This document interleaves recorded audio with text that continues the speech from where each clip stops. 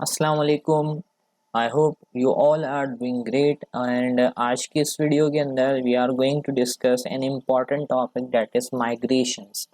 सो basically आप लोगों ने प्रीवियस दो वीडियोस के अंदर देखा होगा कि हम माइग्रेशंस की बात कर रहे हैं कि व्हाट इज़ माइग्रेशन। तो जब भी हम ASP.NET MVC या MVC कोर के अंदर काम कर रहे होते हैं तो हमारे पास माइग्रेशन का बहुत ही इम्पोर्टेंट रोल होता है। आप अगर लारावेल फ्रेमवर्क को यूज़ करें या ASP.NET कोर को यूज़ करें, बहुत सारे फ्रेमवर्क्स के अंदर माइग्रेशंस का कॉन्सेप्ट आपको मिलता है। तो व्हाट इज़ माइग्रेशन, तो हमारा मेन फोकस इस पे होगा कि माइग्रेशंस को समझें कि माइग्रेशन बेसिकली है क्या, इसका फ़ायदा क्या है। तो मैंने आपको ये शो करवाया था इन द प्रीवियस वीडियो जब हमने EF कोर के थ्रू जो है ना डेटाबेस कोड फर्स्ट अप्रोच के थ्रू जब हमने काम किया था, तो हमने एक जो है ना मॉडल क्लास बनाई थी। जब हमने उस मॉडल क्लास को ऐड करवा लिया था तो उसके बाद हमने उसके अगेंस्ट में माइग्रेशंस लिखी थी।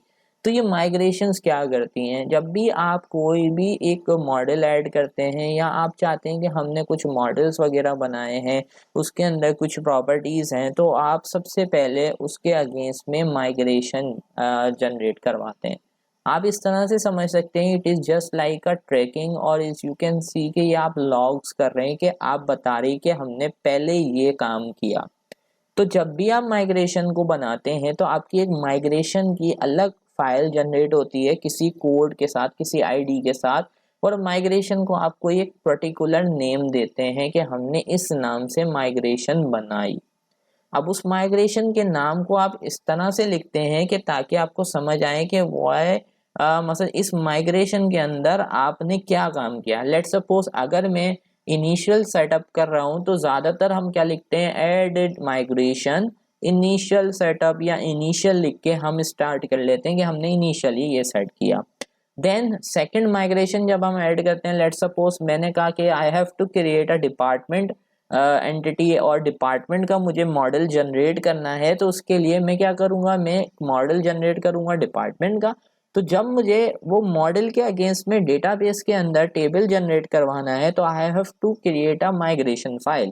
तो मैं उसके लिए माइग्रेशन फाइल जनरेट करवाऊंगा और माइग्रेशन फाइल में जैसे ही जनरेट करवाऊंगा तो उसके बाद जब मैं अपडेट डेटाबेस की कमांड लिखूंगा तो वो मेरी चेंजेस जो है वो रिफ्लेक्ट हो जाएंगी किसके अंदर, डेटाबेस के अंदर वो चेंजेस मेरे रिफ्लेक्ट हो जाएंगे। अब ये काम करते कैसे हैं, तो ये जो प्रोजेक्ट मैं आपके सामने यहाँ पे मैंने ओपन किया हुआ है, this is the same project that we have used in the EF code code first approach. Code first approach के अंदर जो हमने प्रोजेक्ट इस्तेमाल किया था उसी को हम यूज करते हुए इस टॉपिक को समझने की कोशिश करेंगे।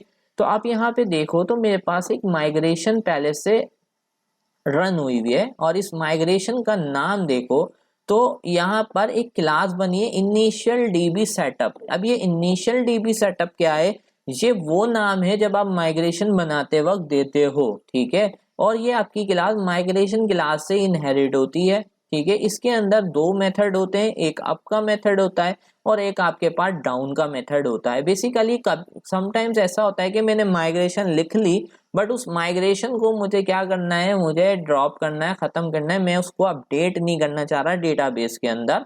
तो फिर मैं क्या करूँगा, मैं रिमूव जो है ना माइग्रेशन का एक आपके पास कमांड होती है उसको एग्जीक्यूट करूँगा। तो मेरे पास ये वाला जो डाउन मेथड है ना ये एग्जीक्यूट हो जाता है और जब मैं अपडेट डेटाबेस को जो है ना रन करता हूँ तो मेरे पास ये टेबल्स जनरेट हो जाते हैं हमारे डेटाबेस के अंदर। तो अभी अगर मैं आपको यहाँ पर एसक्यूएल सर्वर के अंदर लेके जाऊं तो आपको मैं इस तरह से दिखा सकता हूँ कि ये मेरे पास EF कोड DB के नाम से डेटाबेस बना हुआ है और इसके अंदर एम्प्लॉयज का टेबल जनरेट हुआ है।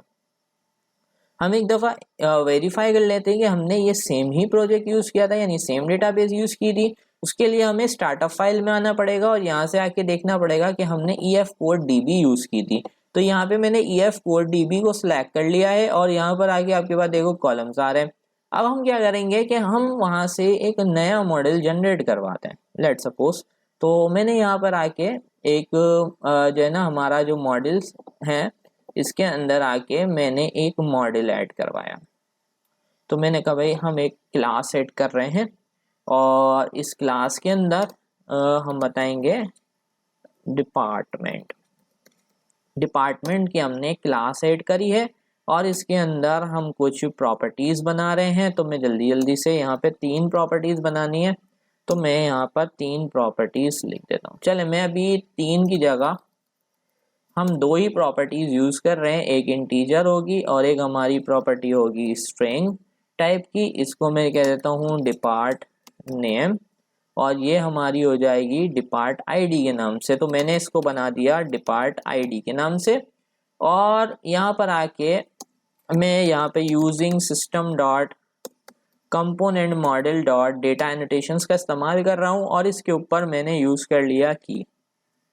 चलें, की यूज कर लिया। अब मुझे क्या करना है, मेरा मॉडल बन चुका है, तो अब मुझे यहाँ पे इसके अगेंस्ट में, क्योंकि अब ये जो मेरे पास ये जो मैंने मॉडल बनाया है इसके अगेंस्ट में मुझे मॉडल क्लास तो बना लिया। अब ये मुझे कहाँ चाहिए, डेटाबेस के अंदर इसका टेबल चाहिए। तो उसके लिए मुझे क्या करना पड़ेगा, मुझे ऐड माइग्रेशन की कमांड लिखनी पड़ेगी। ऐड माइग्रेशन, ऐड माइग्रेशन के बाद what I have to do, मुझे इसको कोई नाम देना है, मुझे इसको कोई नाम यहाँ पे डिफाइन करना है ऐड माइग्रेशन के बाद। तो लेट सपोज मैं इसको नाम दे देता हूं ऐड डिपार्टमेंट, डिपार्टमेंट टेबल। अब ये मैंने अपनी माइग्रेशन का नाम रखा है, यानी इस माइग्रेशन के अंदर मैं क्या करने वाला हूं, मैं डिपार्टमेंट का टेबल ऐड करवा रहा हूं। तो मैंने ऐड कर दिया। अब मैंने यहाँ से जैसे ही ऐड किया तो it will take some time और आप देखिएगा यहाँ पे एक माइग्रेशन क्लास जनरेट हो जाएगी। अब आप देख सकते हो ये माइग्रेशन क्लास खाली आई है। अब ये माइग्रेशन क्लास खाली क्यों आई है, क्योंकि मैंने अगर आपको थोड़ी देर पहले देखो तो यहाँ पे जब हमारी डिपार्टमेंट के नाम से, तो हमारी ये जो इनिशियल डीबी वाली सेटअप वाली माइग्रेशन फाइल थी ना, तो अगर मैं इसको ओपन करता हूँ तो इसके अंदर तो बहुत कुछ लिखा हुआ है। अब प्रॉब्लम इज डेट कि हमने कुछ एक कॉन्सेप्ट ना, एक चीज मिस कर दी है जिसकी वजह से ये हमारे पास खाली आई है। तो हम क्या यूज कर सकते हैं, यहाँ पे रिमूव माइग्रेशन की कमांड यूज कर सकते हैं। तो मैं यहाँ से रिमूव माइग्रेशन की कमांड यूज करता हूँ और यहाँ पे इसको ऐड करवाता हूँ। सो वी विल सी कि हमारे पास यहाँ पे माइग्रेशन फाइल जो है ना डिलीट हो चुकी है। अब मुझे माइग्रेशन फाइल ऐड करने से पहले ये बहुत ही इंपॉर्टेंट चीज है जो आपको करनी है कि आपने डीबी कॉन्टेक्स्ट फाइल में जाकर इसका रेफरेंस नहीं ऐड किया। तो आपको अगर इसको माइग्रेशन को सही से रन करवाना है तो इसके लिए पहले आपको यहाँ पर आके अपने डिपार्टमेंट वाली क्लास का यहाँ पे ऑब्जेक्ट भी क्रिएट करवाना है। इसमें अपनी जो आपकी कौन सी क्लास है, आपकी यहाँ पर डीबी कॉन्टेक्स्ट क्लास जो होती है, जिसमें आपकी कॉन्टेक्स्ट क्लास ऐड हुई होती है, इनहेरिट हुई होती है, उसको आपने यहाँ पर ऐड करवाना है। अब इसके बाद आपको फिर से माइग्रेशन हिट करनी है। तो अब आपने फिर से माइग्रेशन हिट करी और अब आप देख सकते हैं कि आपने जब अब माइग्रेशन हिट करी है तो आपके पास ये लिखा हुआ भी आया कि भाई डिपार्टमेंट अपनी टेबल का नाम ये है और उसके अंदर आप इतने कॉलम्स ऐड कर रहे हैं और यहाँ पर आपके पास एक प्राइमरी की है। और अगर अभी आप रिमूव पे क्लिक करेंगे तो आपके पास ड्रॉप टेबल की कमांड यहाँ आपकी जो है ना माइग्रेशन यहाँ पे रिमूव हो जाएगी। सो अब हमें क्या करना है, अब हमें यहाँ पर एक काम ये करना है कि क्योंकि अगर हम चाहते हैं कि ये डेटाबेस के अंदर ये टेबल हमारे पास बन जाए तो हमें यहाँ पे इस माइग्रेशन के अगेंस्ट में डेटा अपडेट डेटाबेस की कमांड रन करनी पड़ेगी। जैसे ही हम अपडेट डेटाबेस की कमांड रन करेंगे और अब हम यहाँ पर आएंगे और यहाँ से आके रिफ्रेश करते हैं टेबल्स को, तो नाउ यू कैन सी कि हमारे पास यहाँ पे डिपार्टमेंट्स का टेबल आ चुका है और उसके अंदर हमारे पास 2 कॉलम्स बने हैं, एक डिपार्ट आईडी का और एक डिपार्टमेंट नेम का।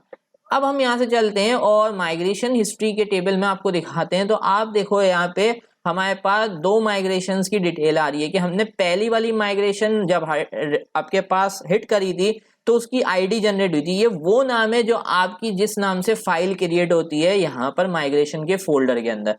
तो जिस नाम से आपने माइग्रेशन फाइल आपकी जनरेट होती है उस नाम से उसकी आईडी भी यहाँ पे सेट हो रही होती है। यहाँ पे आपके प्रोडक्ट का वर्जन आ रहा होता है। तो हमने सेकंड माइग्रेशन के अंदर क्या किया, डिपार्टमेंट टेबल ऐड करवाया। सो अब अगर मुझे कल को जाके मेरी जो है ना नीड बढ़ जाती है, बोलता हूँ भाई डिपार्टमेंट के टेबल के अंदर ना मुझे एक और कॉलम ऐड कराना है, पब्लिक स्ट्रिंग, और मैंने कहा डिस्क्रिप्शन, ये मुझे ऐड करवाना है। तो मैंने गेट सेट कर दिया।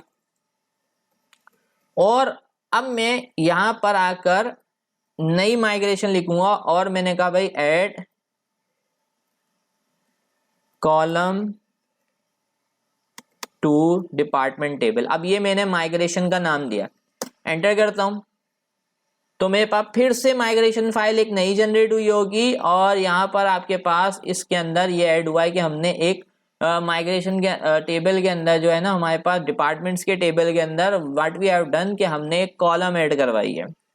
अब हमें अगर ये कॉलम को चाहते हैं कि लाजमी हमारे टेबल के अंदर ऐड हो जाए तो हम यहाँ से अपडेट डैश डेटाबेस की जो कमांड है उसको एग्जीक्यूट कर देंगे। सो हमारे पास माइग्रेशंस रन हो जाएंगी। और अब अगर मैं जाऊं आपको एक दफ़ा मैं यहाँ से दिखाऊं तो हमारे पास यहाँ पे 3 माइग्रेशंस की डिटेल आ रही है। और यहाँ पर जाके अगर मैं एक दफ़ा डिपार्टमेंट्स के टेबल को रिफ्रेश करूं सो नाउ अब हम यहाँ से देख सकते हैं कि हमारे पास डिस्क्रिप्शन यानी डिस्क्रिप्शन की फील्ड भी यहाँ पर आकर ऐड हो चुकी है। सो बेसिकली ये फायदा होता है माइग्रेशंस का, आपके पास ट्रैकिंग भी रहती है और सारी माइग्रेशन की फाइल्स यहाँ पे जनरेट हो रही होती हैं। तो आप कभी भी आके यहाँ से चेक कर सकते हैं कि किस माइग्रेशन फाइल में क्या किया था, क्या चेंजेस किए थे, क्या प्रॉब्लम थे, तो आप उसको ईजिली ट्रैक कर सकते हैं। मैं उम्मीद करता हूँ कि आपको ये वीडियो समझ आई होगी और इसके अंदर जो चीज़ मैंने समझाने की कोशिश करी है डेट इज़ माइग्रेशन वो भी आपको समझ आई होगी। अगर इस टॉपिक से रिलेटेड कोई भी प्रॉब्लम है या कोई भी आपकी क्यूरी है तो आप मुझसे पूछ सकते हैं कमेंट सेक्शन के अंदर। तो आज की इस वीडियो में इतना ही, मिलते हैं नेक्स्ट वीडियो में, तब तक के लिए अल्लाह हाफिज़।